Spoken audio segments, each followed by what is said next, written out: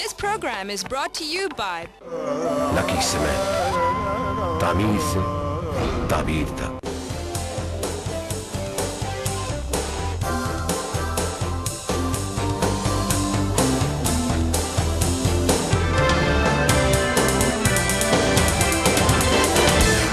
This is Business Plus and you're watching the Market Show. I'm your host Tariq Khan Javed.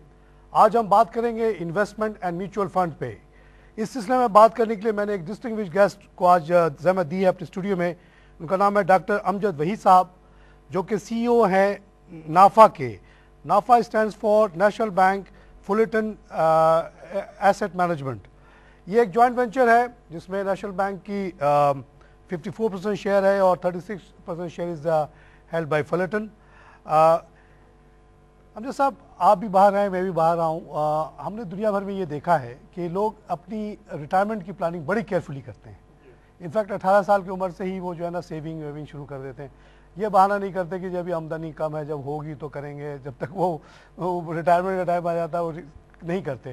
ایک ایک دو share خرید کے بھی لوگ بسوں میں چل کے پیپسی کولا نہ پی کے شیئرز خریدتے ہیں, بڑھاپے کا انتظام کرتے ہیں, اور کہتے ہیں کہ 50 سال کی عمر تک ایک ایوریج انٹیلیجنٹ آدمی دنیا میں آج کل اتنی سیونگ کر لیتا ہے کہ وہ اگر in case he gets disabled اور whatever he is not going to suffer that much individually. Pakistan میں ہم لوگ دیکھتے ہیں کہ اس طرف ٹرینڈ بہت کم ہے, سیونگ کے ریٹس بھی کم ہیں. لوگ اسٹاک مارکیٹ میں جانے میں گھبراتے ہیں کہ پتہ نہیں وہاں کیا ہے. میوچل فنڈس کے پاس نہیں جاتے, سمجھتے ہیں کہ کوئی بہت ہی بڑی چیز ہے. میں ایک تو اوور آل آپ سے پوچھنا چاہتا ہوں کہ آپ باہر سے آئے ہیں, آپ نے کیا ٹرینڈ دیکھا یہاں پہ؟ What is the big difference between rest of the world and Pakistan? دیکھیں, جس طرح آپ نے کہا لوگوں میں سیونگ کا کلچر کم ہے, اسپینڈنگ کا کلچر زیادہ ہے. ایک تو خیر ویسے بھی انفلیشن کے ساتھ اب سیونگز کم رہی ہیں, مگر ویسے بھی لوگوں ریٹائرمنٹ کا اتنا سوچتے نہیں.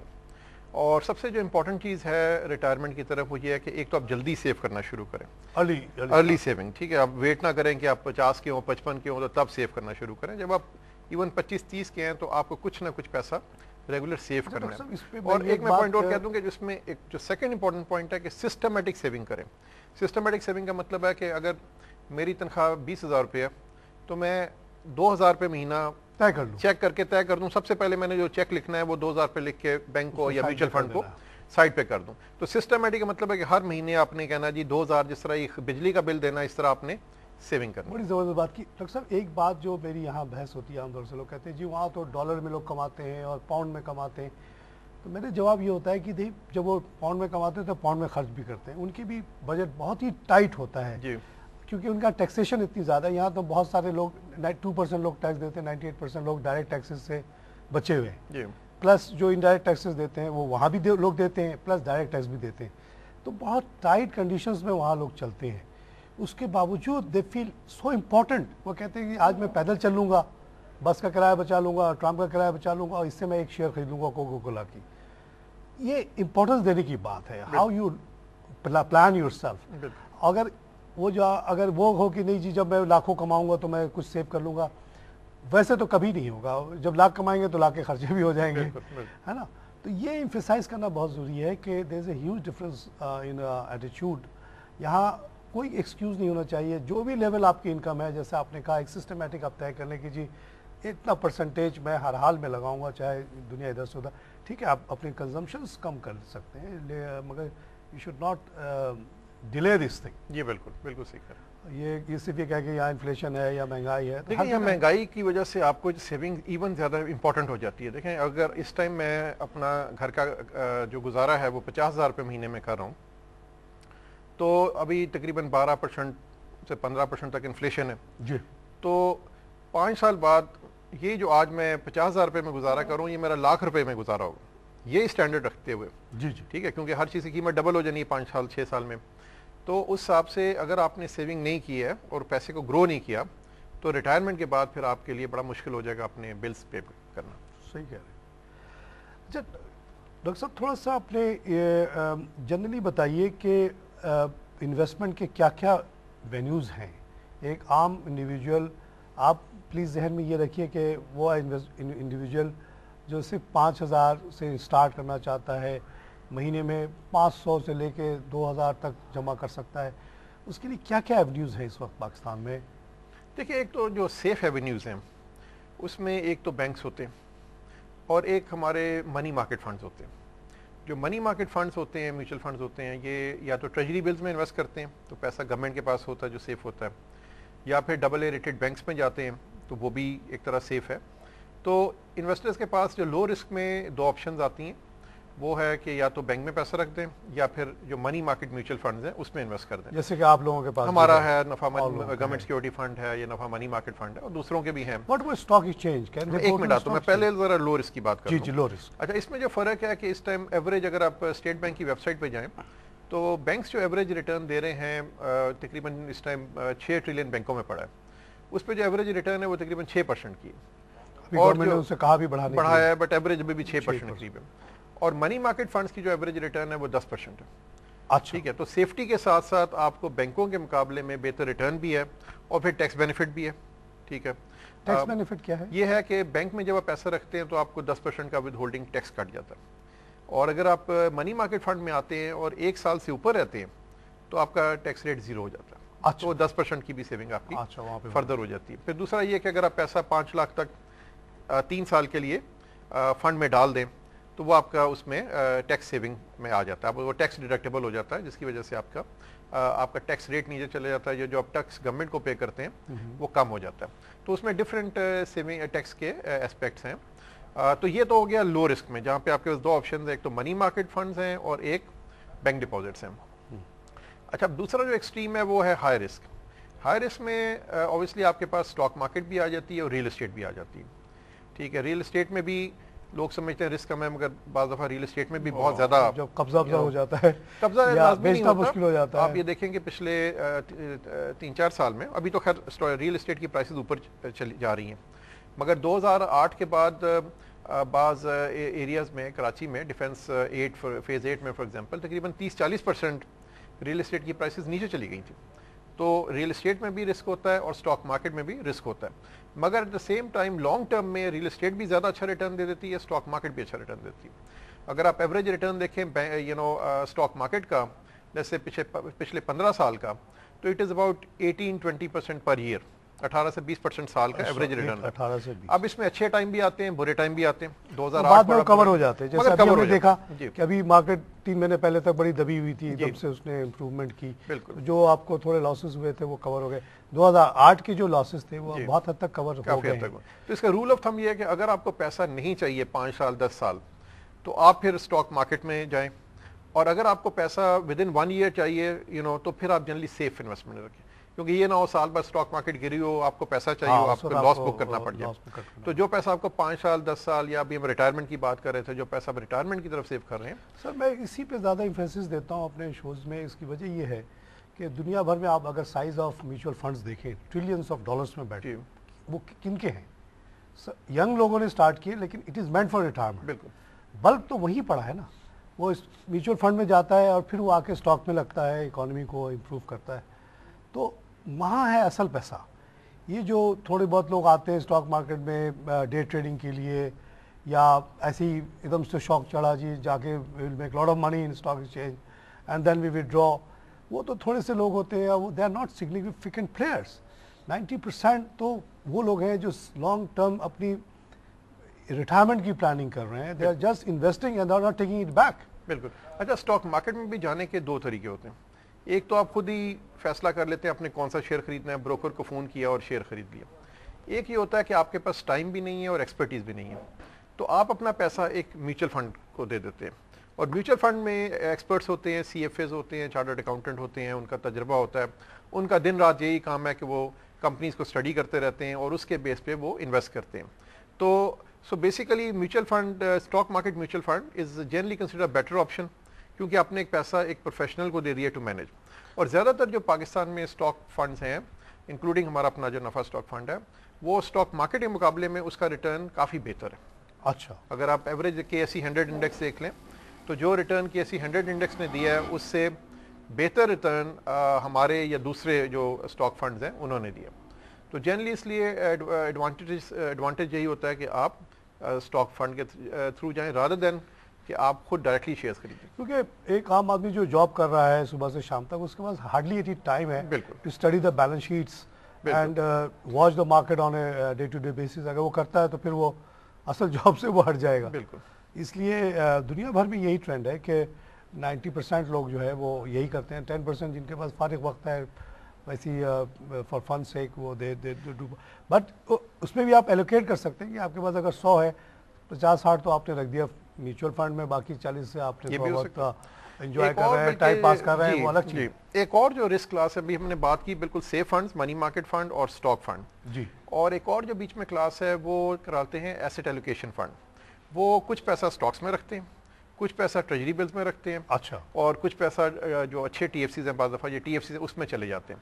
تو اس میں آپ کا تھوڑا رسک بھی کم ہو جاتا ہے. رادر دین کہ آپ پورا 100 روپے اپنا پورا اسٹاک فنڈ میں ڈال دیں یا اسٹاک مارکیٹ میں ڈال دیں, جب آپ ایسٹ ایلوکیشن فنڈ میں آتے ہیں تو آپ کا عام طور پہ 30-40-50 روپے اسٹاک مارکیٹ میں ہوتے ہیں, باقی پیسہ ریلیٹیولی سیفر انویسٹمنٹس میں ہوتا ہے.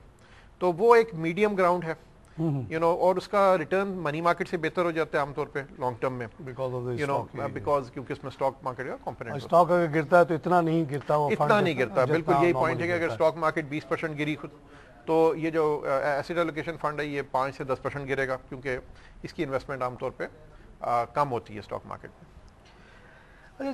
ذرا میں آتا ہوں ایک اور ایشو پہ. جب لوگ انویسٹ کر رہے ہوتے ہیں اسپیشلی جو بڑے اماؤنٹس والے, ان کو آج کل بینک سے جو ریٹرنز مل رہے ہیں یا N S S national saving scheme سے جو ریٹرنز مل رہے ہیں, یا اب تو یہ بھی الاؤ ہو گیا ہے کہ if you have big amounts you can directly go and invest in P I Bs and government bonds through your bank.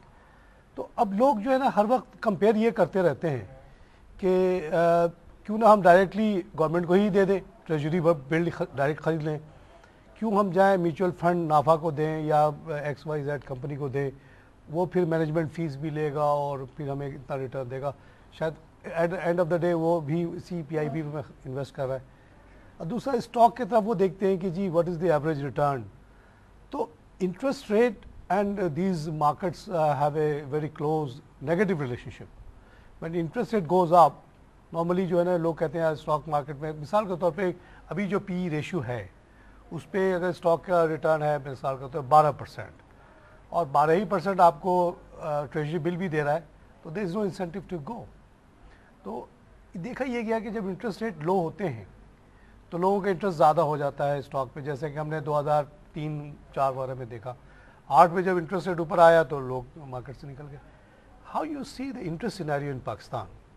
اس سے پہلے ایک ہمیں بریک لینا پڑے گا. ناظرین ہم لیتے ہیں ایک چھوٹا سا بریک, بریک کے بعد پھر آپ سے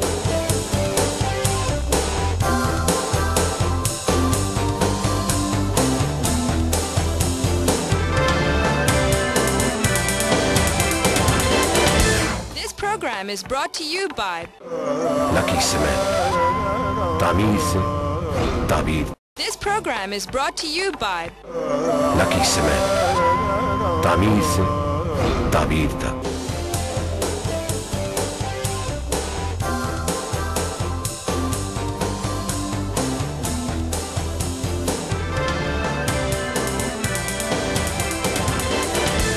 ناظرین ویلکم بیک. ہم بات کریں انویسٹمنٹ اینڈ میوچل فنڈ پہ. ہمارے ساتھ موجود ہیں امجد وحید صاحب, ڈاکٹر امجد وحید, جو کہ سی او ہیں نافا کے, اور بڑے تفصیل سے انہوں نے بتایا کہ کیا آپشنس ہیں ایک ایوریج انویسٹر کے. ہم 5,000 اور 2,000 کی بات کر رہے ہیں, کوئی لاکھوں کروڑوں کی بات نہیں کر رہے. وحید صاحب نے بڑے ایلیکوینٹلی ایکسپلین کیا کہ ایک ایوریج انویسٹر کے لیے سیف جو ایونیو ہے انویسٹمنٹ کا وہ میوچل فنڈ ہے. ڈائریکٹلی وہ اسٹاک مارکیٹ میں جائیں گے تو وہ ان کو اتنا مشکل ہوگا اس کو چلانا, کیونکہ بڑی ریسرچ چاہیے ہوتی ہے, ہر کمپنی کو اسٹڈی کرنا پڑتا ہے. ان کے پاس وہ لوگ ہوتے ہیں جو دن رات اس کو کرتے رہتے ہیں. بینکس میں انہوں نے بتایا کہ 5-6% کا ریٹرن ملتا ہے, جبکہ یہ فنڈ جو ہیں 10 سے لے کے 12-15% آسانی سے دیتے ہیں. Within the funds there are safe funds, جیسے کہ منی مارکیٹ فنڈ ہے جو گورنمنٹ کے ٹریجری میں رکھتا ہے, ظاہر اس میں کوئی رسک نہیں ہے, اس پہ کوئی 12-13% مل جاتے ہیں. اسی طرح اگر کوئی رسکی انویسٹمنٹ کرنا چاہتا ہے تو اسٹاک مارکیٹ کے فنڈس ہیں جو اوپر بھی جا سکتے ہیں نیچے بھی جا سکتے ہیں. ان بٹوین بھی فنڈس ہیں کہ جو دونوں سائڈ پہ لگاتے ہیں. تو اب میں نے ان سے بات کی تھی کہ what is the relation ship between investment, خاص طور سے انویسٹمنٹ ان میوچل فنڈ اور stock, with the competition which comes from banks اور این ایس ایس اسکیمس. جب ان کے ریٹس اوپر جاتے ہیں how does it affect this industry? دیکھیں انٹرسٹ ریٹس جب بڑھتے ہیں تو ہمارے فنڈس پہ ریٹرن بھی بڑھ جاتا ہے اور نیشنل سیونگ اسکیمس پہ ریٹرن پہ بھی فنڈس پہ بڑھ جاتا ہے. انفیکٹ ہمارا جو فنڈ ہے گورنمنٹ سیکورٹی فنڈ ہے اس کا ریٹرن جو ریگولر فنڈ سیونگ اسکیم ہے اس سے زیادہ ہی ہے. تو ریٹ تو اور جو جب ریٹ گرتے ہیں تو ہمارا بھی کم ہو جاتا ہے اور نیشنل سیونگ اسکیمس پہ بھی ریٹ کم ہو جاتا ہے, تو وہاں تو ہمارا تھوڑا اس میں پرابلم ہے. لیکن اسٹاک سائڈ پہ ہاں جی اسٹاک مارکیٹ میں یہ ہوتا ہے کہ جب انٹرسٹ ریٹ اوپر جاتے ہیں تو جنرلی اسٹاک مارکیٹ نیچے کو جاتی ہے. ٹھیک ہے, ساری یہ انورس ریلیشن شپ ہے. انورس ریلیشن جتنا اسٹاک انٹرسٹ ریٹ اوپر گیا اتنی مارکیٹ. اس کی وجہ یہ ہے کہ جب انٹرسٹ ریٹ اوپر ہوتے ہیں ایک تو کمپنی کی پروفیٹیبلٹی نیچے چلی جاتی ہے کیونکہ کمپنی کاسٹ کیونکہ انہوں نے بورنگ کی ہوتی ہے. جب کمپنیز کی پروفیٹیبلٹی کم ہو جاتی ہے ان کی کاسٹ آف بورنگ بڑھ جاتی ہے تو اس کی وجہ سے ان کے شیئرز بھی گر جاتے ہیں, ڈیویڈنڈ ان کے کم ہو جاتے ہیں, پروفٹ کم ہو جاتے ہیں. دوسرا یہ ہے کہ جب انٹرسٹ ریٹ ہائی ہوتے ہیں تو لوگ پھر اسٹاک مارکیٹ میں جانے کی بجائے یا بینک میں رکھتے ہیں یا پھر منی مارکیٹ فنڈ میں یا این ایس ایس میں چلے جاتے ہیں, تو اس لیے بھی اسٹاک مارکیٹ کو نیگیٹو افیکٹ ہوتا ہے. اب انٹرسٹ ریٹ آپ نے میرا کویسچن یہ تھا کہ انٹرسٹ ریٹ کی آگے آؤٹ لک کیا ہے میں نے یہ پوچھا کہ ابھی جو حالات ہیں کہ ابھی جو 13 تاریخ کو ڈسکاؤنٹ ریٹ کو انہوں نے مینٹین کر دیا, لیکن ساتھ ہی ساتھ ہم یہ سن رہے ہیں کہ گورنمنٹ نے کلیئر کٹ انڈیکیشن دے دی کہ ان کو 1000 بلین کی ضرورت ہے فرام بینکس اور یا state bank. And of the day اگر نہیں ہوگا تو state bank will issue notes. 1000 billion for the next 3 months from April till June. اس کا تو جو عام طور سے تاثر ہو رہا ہے کہ یہ انٹرسٹ ریٹ کو بڑھائے گا, کیونکہ آلریڈی کمرشل بینکس نے کہہ دیا کہ 750 بلین دینے کے بعد ہمارے پاس پیسے ہی نہیں ہے. بینکس کا منع کرنے کا ایک مقصد یہ بھی ہوتا ہے کہ یا تو ہمیں زیادہ ریٹرن دو یا ہم سے نہ لو. تو اس کا مطلب ہے کہ پی آئی بیز پہ اور تمام جو ٹریجری بانڈس ہیں اس کے ریٹس بڑھیں گے. گورنمنٹ بینکس اگر ویلنگلی نہیں لیں گی تو گورنمنٹ کو ریٹ بڑھانا پڑے گا. تو اس سے تو اور ہمیں لگ رہا ہے کہ انٹرسٹ ریٹ اوپر جانے والا ہے, بھلے اس دفعہ آپ نے مینٹین کر لیا ہو. یہ how do you think will impact the market and the economy generally? دیکھیں جب نوٹ پرنٹنگ ہوتی ہے کسی اکانومی میں تو وہ اس سے ایک تو انفلیشن بڑھ جاتی ہے. ٹھیک ہے نا, نوٹ تو ایک کاغذ ہے. ایڈیشنل مارکیٹ آپ جب ایڈیشنل مارکیٹ میں نوٹ پرنٹ کر کے لے آتے ہیں اور آپ کی اکانومی اس طرح گرو نہیں کر رہی ہوتی تو اس سے جو پرائس ہے کموڈیٹیز کی, سروسز کی, گڈس کی, ہر چیز کی قیمت بڑھ جاتی ہے. اور انٹرسٹ ریٹ جو ہے وہ انفلیشن سے لنک ہے. اگر انٹرسٹ ریٹ اوپر جائے, انفلیشن اوپر جائے گی تو آپ کو انٹرسٹ ریٹ کو اوپر کرنا پڑے گا. اس کو فلپس کرو کہتے ہیں. جی یہاں کچھ لوگ اس کو ڈینائی کرتے ہیں کہ جی ایسا نہیں ہے. بالکل لنکیج ہے. اور اگر پھر آپ انٹرسٹ ریٹ اوپر نہیں کریں گے اور انفلیشن زیادہ ہوگی تو پھر آپ کی فلائٹ آف کیپٹل کا خطرہ ہوتا ہے. یہاں پہ آج اگر انٹرسٹ ریٹ 12% ہے تو لوگ کہتے ہیں چلو ہم روپی میں پیسہ رکھ لیتے ہیں, ہم ڈالر میں نہیں جاتے. مگر اگر انفلیشن ہائی رہتی ہے اور انٹرسٹ ریٹ پھر نہیں بڑھائے جاتے تو پھر لوگ روپی سے ڈالر میں جانے لگ جاتے ہیں, جس سے ہمارے فارن ایکسچینج کے ریزروز کم ہونے کا خطرہ ہوتا ہے. تو بیسٹ چیز یہ ہے کہ انفلیشن کو کنٹرول کیا جائے, اور اس کو کنٹرول کرنے کا ایک امپورٹنٹ جو فیکٹر ہے وہ یہ ہے کہ ہم نوٹ نائٹنے سسٹم میں پرنٹ کریں. اور اس کا اوبیسلی نوٹ پرنٹنگ کا ڈائریکٹ لنک ہے گورنمنٹ بورنگ سے, اور گورنمنٹ بورنگ کا جو ڈائریکٹ لنک ہے وہ ہے ود 2 فیکٹرز, ایک ٹیکس کلیکشن ہے اور ایک خرچے کم کرنا. ٹھیک ہے, گورنمنٹ بورنگ اس لیے بڑھ گئی ہے کہ ایک تو ٹیکس کلیکشن ہمارے ملک میں جنرلی بہت کم ہے, 9% آف دا اکانومی ہے. ٹھیک ہے, بہت سے سیکٹرز ہیں, ریئل اسٹیٹ ہے, ایگریکلچر ہے, سروس ہے, جو بالکل ٹیکس نہ ہونے کے برابر ہے ان پہ. اور دوسرا جو ایلیمنٹ ہے کہ ہمارے ایکسپینڈیچر اگر آپ دیکھیں تو بہت زیادہ بڑھتے جا رہے ہیں. ٹھیک ہے, اور اس میں نان پروڈکٹیو ایکسپینڈیچرز بہت بڑھ رہے ہیں. تو یہ سینیریو جہاں پہ آپ جو لوگ کما رہے ہیں آن دا ہائر اینڈ ان سے ٹیکس نہیں لے رہے اور دوسری طرف آپ خرچے بڑھا رہے ہیں, تو پھر گورنمنٹ مجبور ہو جاتی ہے بورنگ پہ. اور جب بورنگ ہوتی ہے تو اس کا ایک طریقہ ہوتا ہے نوٹ پرنٹنگ, اور جب نوٹ پرنٹنگ ہوتی ہے تو اس سے انفلیشن بڑھتی ہے اور انٹرسٹ ریٹ بڑھتا ہے. تو یہ سارا سینیریو ملک کے لیے, اکانومی کے لیے انتہائی خطرناک ہوتا ہے, اور ہمیں اس کو کنٹرول کرنا پڑے گا. ڈاکٹر صاحب آپ بھی باہر رہے ہیں, میں بھی رہا ہوں, ہم نے کچھ ملکوں کو دیکھا ہے تباہ ہوتے ہوئے اس سلسلے میں. میرا لبنان بہت جانا ہوتا رہا ایز اے بینکر. وہاں جب میں نے اسٹارٹ کیا تھا, سول وار شروع ہوئی تھی, $1 ہوتا تھا 4 لیرہ کا, 4 لیرہ میں سب دیکھتے دیکھتے وہ 3000 پہ چلا گیا. لوگ فقیر ہو گئے, جس کو اگر لاکھوں لیرہ بھی ملتا تھا نا وہ بیکم نتھنگ. میں نے وہاں لوگوں کو سوٹ پہ پیبند کیے ہوئے سوٹ پہنتے ہوئے دیکھا میں نے اس کو. اسی طرح برازیل میں جس زمانے میں گیا ہوں 1000% انفلیشن اس سے پچھلے سال تھا, جس کے بیسس پہ میں گیا. جس سال میں جا کے 3 مہینے رہا اس سال انفلیشن 4000% ہو گیا. جو پورے سال کا انفلیشن تھا 3 مہینے میں ہو گیا. میں پاگل ہو گیا وہاں پہ, بھاگ گیا وہاں سے. لوگ ایسے غریب ہوئے کہ آپ اس کی امیجنیشن ہی نہیں کر سکتے. کیا اسی طرح کا اگر ٹرینڈ چلتا رہا ہے, ہمارے $61 بلین کی ہماری ایکسٹرنل بورنگ ہو چکی ہے, 750 بلین ہم نے روپیز میں لے لیا ہے, 1000 ابھی اور چاہیے. یہ اگلا جو بجٹ آ رہا ہے, آپ جو سن رہے ہیں, خد و خال آ رہی ہے, کلیئرلی اس میں 1000 کا گیپ بتایا جا رہا ہے کہ 2.3 ٹریلین پہ ہماری چلی جائے گی ٹیکس کلیکشن, مگر ٹوٹل آؤٹ لے 3.3, 1000 بلین کا پھر گیپ. اسی طرح 1000 اگر بڑھتا چلا جائے تو کیا ہم لوگ ابھی جیسے گریس میں ہو رہا ہے یا جو لیبنان میں ہوا, جو برازیل میں, کیا اس طرف ہم جا رہے ہیں؟ پھر وہاں جو لا اینڈ آرڈر کا جو پرابلم ہوا ہے سب کو پتہ ہے, لیبنان میں کیا ہوا, برازیل میں کیا, سب کو پتہ ہے. ہم لوگ لوہے کے کمرے میں سوتے تھے, والٹ میں سوتے تھے, پھر بھی سیف فیل نہیں کرتے تھے. گاڑی پہ جاتے ہوئے جیسی گاڑی رکی 50 لوگ آ جاتے تھے لوٹنے کے لیے. Are we heading towards that? دیکھیں, اگر ہم نے ٹیکس نہ لگانا شروع کیا امیر لوگوں کو, ایگریکلچرسٹ, ایگریکلچر کلاس کو, سروس سیکٹر کو, اور ٹرانسپورٹ کو, ریل اسٹیٹ بھی, دیکھیں جو بھی بات یہ ہے بڑی سمپل سی, جو کماتا ہے وہ ٹیکس دے. بڑی سمپل سی بات ہے نا, چاہے کوئی بھی ہو, چاہے کوئی ہو, کہیں سے بھی آپ کی انکم آ رہی ہو, جب آپ کمائیں تو آپ ٹیکس دیں. آپ خرچ کرتے ہوئے تو نظر آ رہے ہیں, پیجارو پہ گھوم رہے ہیں, لینڈ کروزر پہ گھوم رہے ہیں, 4000 گھر میں رہ رہے ہیں, 200 آدمی آپ کے گھر پہ کام کر رہے ہیں. آپ کہتے ہیں جی میں ایگریکلچرسٹ ہوں, میں کوئی ٹیکس نہیں دیتا. اب دوسری سائڈ جو ہے وہ ہے اسپینڈنگ. یا تو چلیں اگر ٹیکس نہیں ہم نے لگانا تو پھر اسپینڈنگ کم کر لیں. اسپینڈنگ کہاں سے کم کریں ڈاکٹر صاحب؟ 1000 تو بلین تو ہم لوگ دے رہے ہیں صرف یہ انٹرسٹ اینڈ لون. دیکھیں جو 2 آئٹمز ہیں نا, ایک اس دفعہ بڑے مشکل سے 2000 بلین پہ اگر ہم چلے بھی گئے, 1960 کا ہمارا ہدف ہے جو کہ مشکل لگ رہا ہے. اگر ہم 2000 بلین لے بھی لیں ٹیکس, اس میں سے 1000 تو ہمیں دے دینا ہے صرف ڈیٹ ری پیمنٹ پہ اینڈ سروسز پہ, تو کیسے بیلنس ہوگا یہ؟ دیکھیں جتنا پورے سال میں ٹیکس اکٹھا ہوتا ہے, ایک جو ہم نے قرضے کی قسط دینی ہے اور ایک ہمارا ڈیفینس ملٹری, وہ پورا جو ٹیکس اکٹھا ہوتا ہے وہ اس میں نکل جاتا ہے. تعلیم, صحت, سڑکیں, صاف پانی, فلڈ پروٹیکشن, یہ سارا انفراسٹرکچر, کلین ڈرنکنگ واٹر, یہ سب تو بالکل اگنور ہو رہا ہے. ٹھیک ہے, تو یہ سسٹینیبل نہیں. اس حالت میں ایک تو لوگوں کا لیول بالکل نیچے جا رہا ہے, اسٹینڈرڈ آف لیونگ. دوسرا جو آپ نے بات کی برازیل کی یا ٹرکی کی, تو جب قرضے بہت زیادہ بڑھ جاتے ہیں تو پھر ایک طریقہ جو گورنمنٹ قرضوں سے جان چھڑاتی ہے وہ یہ ہے کہ وہ نوٹ پرنٹنگ اور بڑھاتی جاتی ہے. اچھا, اور نوٹ کی جو ویلیو ہے وہ ایک کاغذ کی ہو جاتی. جو آپ 1000% ابھی انفلیشن کی بات کر رہے تھے یا 4000% انفلیشن کی ایک سال میں, اب 1000% کا مطلب کیا ہے؟ وہ 1000% کا مطلب یہ ہے کہ اگر ایک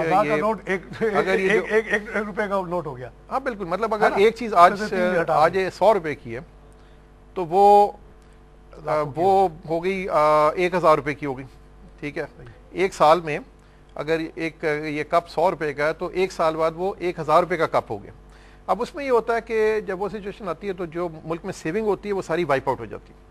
اور میں جب پی ایچ ڈی کر رہا تھا تو امریکہ میں, تو میں اسٹڈی کر رہا تھا برازیل کو, ابھی آپ نے برازیل کا ذکر کیا, تو $1 ایک کوزیرو کے برابر تھا جو برازیلین کرنسی ہے, اور 7 سال کے بعد $1 24 لاکھ کوزیرو کے برابر تھا.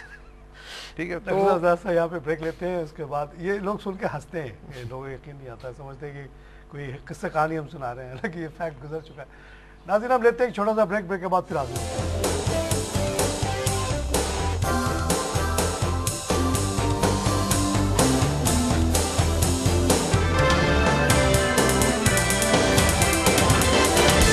This program is brought to you by Lucky Cement. تعمیر سے تعبیر. This program is brought to you by Lucky Cement. تعمیر سے تعبیر تک.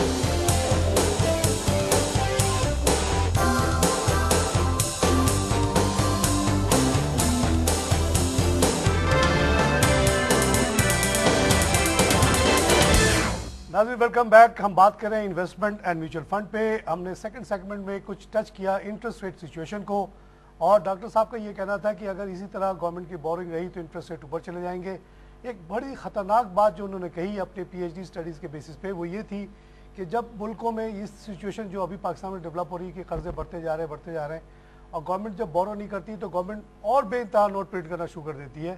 اس کے بعد وہ ہوتا ہے جو برازیل میں ہوا, وہ ہوتا ہے جو زمبابوے میں ابھی ہو رہا ہے, وہ ہوتا ہے جو لیبنان میں ہوا میرے سامنے. وہ بڑی انٹرسٹنگ بات وہ کہنے لگے, مجھے تو ابھی تک وہ گراسپ نہیں کر پا رہا ہوں کہ جب یہ انفلیشن کا بھوت وہاں شروع ہوا تو $1 کا 1 زیرو ہوتا تھا جو کہ 24 لاکھ زیرو ہو گیا. Are you sure sir?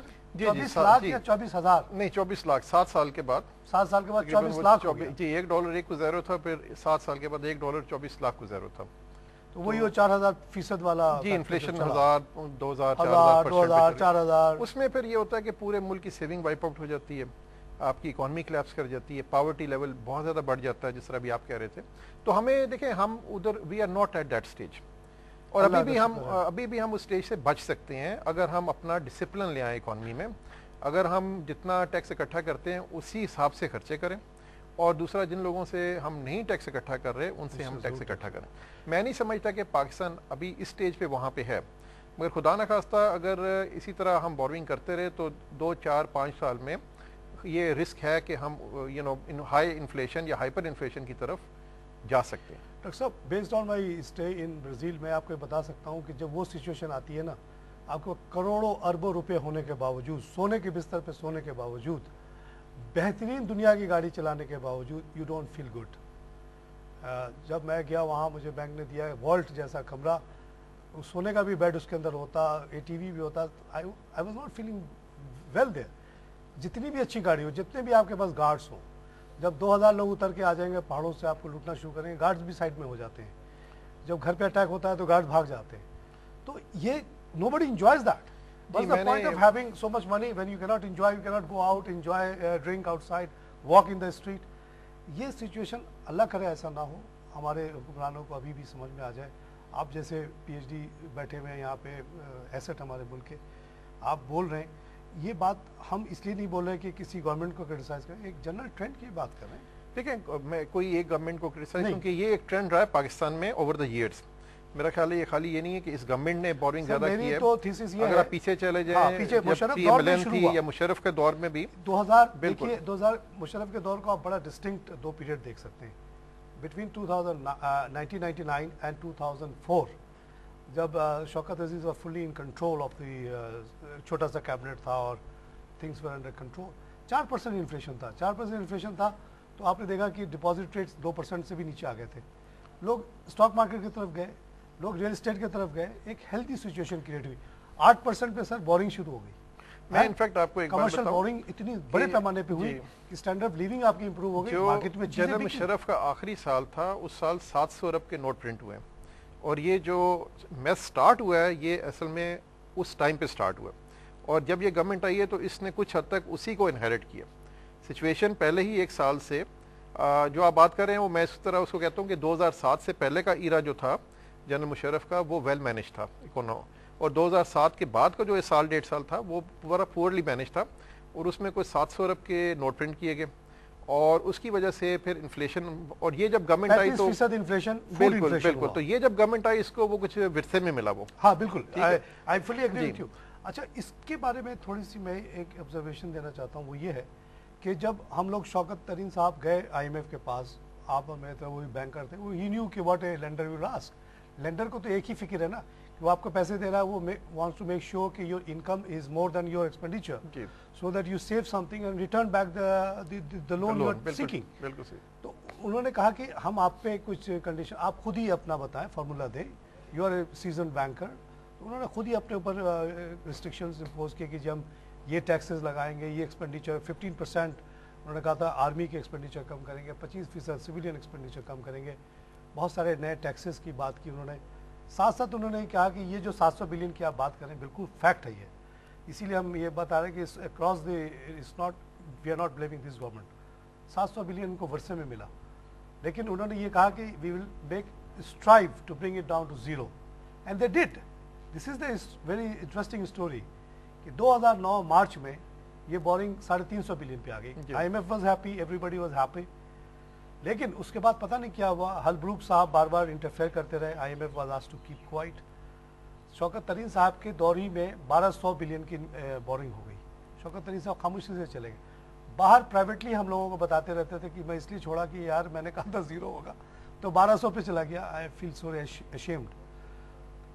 Governor साहब चले गए स्टेट बैंक के, एक आए दूसरे गए। It was Shahid Kardar in December 2010 when he bought this matter to the public. Chamber of federation के मीटिंग में उन्होंने कह दिया कि जी मुझे आर्म ट्विस्ट करके ये नोट प्रिंट करवा रहे हैं, ये 1500 पे पहुंच चुका है। Between September 2009 and December 300 billion note छाप दिए गए, डेली 2 बिलियन। उसके बाद एक शोर उठा, हम सब ने मिलकर शोर मचाना शुरू किया, जर्नलिस्ट ने बोलना शुरू किया। उसके बाद से वो जो है ना थोड़ा कंट्रोल में आया। आप बिल्कुल सही कह रहे हैं कि ये अक्रॉस द पीरियड हुआ है। अभी भी गवर्नमेंट के पास टाइम है कि मजीद बोरिंग ना करें। 1000 बोरिंग अगर करें भी तो कमर्शियल बैंकों से ले लें कि कमर्शियल बैंक इन्फ्लेशनरी नहीं होता, रिप्लेसमेंट ऑफ परचेजिंग पावर होता है। स्टेट बैंक से बोरिंग का मतलब है 80% इन्फ्लेशन आप कर रहे हैं। लेकिन गवर्नमेंट बोरिंग का एक और नुकसान ये होता है कि प्राइवेट सेक्टर के लिए बोरिंग का रूम नहीं रहता। और इस टाइम ये है कि अब प्राइवेट सेक्टर एक ज़माने में 500-600 अरब बोरो करता था और एक्सपेंड करता था। अब वो बोरिंग तकरीबन उनकी ना होने के बराबर है।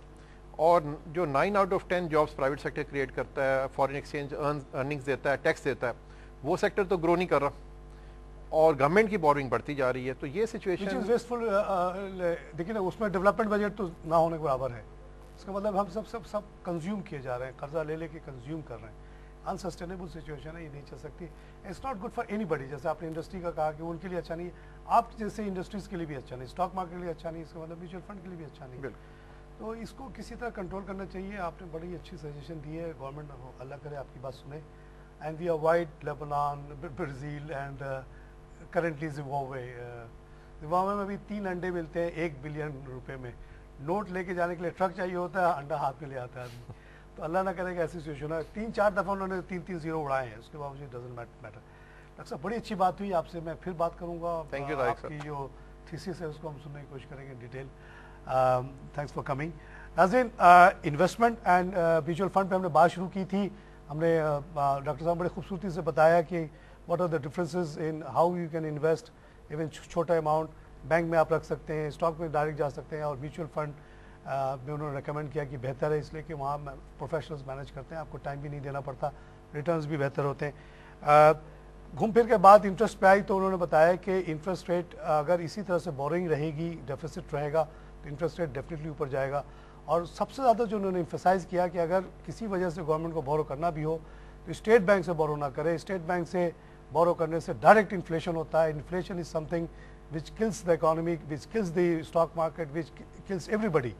और उन्होंने फिर बड़ी ज़बरदस्त एक मिसाल हमें दी जो बड़ी हैरान कुन थी अपने PhD स्टडीज़ के बेसिस पे कि जी वो ब्राज़ील में जब इन्फ्लेशन का भूत शुरू हुआ तो $1 का एक उनका जो भी लोकल करेंसी ज़ीरो कहलाता है, और 7 साल के बाद वो 24 लाख हो गया। Just imagine this. अगर खुदा न खास्ता पाकिस्तान में ऐसी सिचुएशन हो जाए, आपकी जितनी भी तनख्वाह है वो क्या बचेगी, उससे आप कैसे गुजारा करेंगे। अच्छे लोग जो है ना रोड पे आ जाएंगे, क्राइम करना शुरू कर देंगे, जैसा कि ब्राज़ील में हुआ है, अभी जिम्बाब्वे में हो रहा है। अल्लाह करे कि हम इस चीज़ को समझें। और डॉक्टर साहब ने बार बार एम्फसाइज़ किया कि हमें अमीरों पे टैक्स लेना है, एग्रीकल्चर से टैक्स लेना है, सर्विसेज पे टैक्स लेना है, रियल इस्टेट पे टैक्स लेना है। अगर ये नहीं लेंगे तो फिर ये होगा कि वही होगा जो ब्राज़ील में हुआ, लोग रोड पे निकल आएंगे। जो लोग अपने बड़े बड़े घरों में रह रहे हैं वो इंजॉय नहीं कर पाएंगे उसको, क्योंकि हर वक्त कोई ना कोई घुसता रहेगा उनके घर में और रोड पे चलना मुश्किल हो जाएगा अमीरों का। अल्लाह करे कि हुकूमत इस पे इन बातों को सुने और इस पे इक़दाम ले। नाज़रीन, हमारा प्रोग्राम कैसा लगता है इसका फीडबैक हमें ज़रूर दीजिएगा। फीडबैक के लिए हमारा एड्रेस है feedback@business+tv.pk। आपके जो हमारे पास सजेशंस आते हैं उसी के बेसिस पे हम प्रोग्राम को मरतब करते हैं और हम कोशिश करते हैं कि आपके जो मसाइल हैं उसको हाईलाइट करें। किसी को हमारी बात अच्छी लगे या बुरी लगे, वी डोंट केयर। आप प्लीज़ अपने मसाइल हमें बताएं, हम उसी तरह से उसके सॉल्यूशंस डॉक्टर अमजद जैसे एक्सपर्ट्स के ज़रिए आपको बताने की कोशिश करेंगे। मेरा ये डॉक्टर साहब का हमारा इंटरनेशनल एक्सपोजर है, हमने पूरी दुनिया के ये सब कहानियाँ देखी हैं, हम बताने की कोशिश करते हैं। आई होप कि इससे मुल्क का फ़ायदा होगा। इसी के साथ आज का प्रोग्राम ख़त्म करता हूँ। खुदा।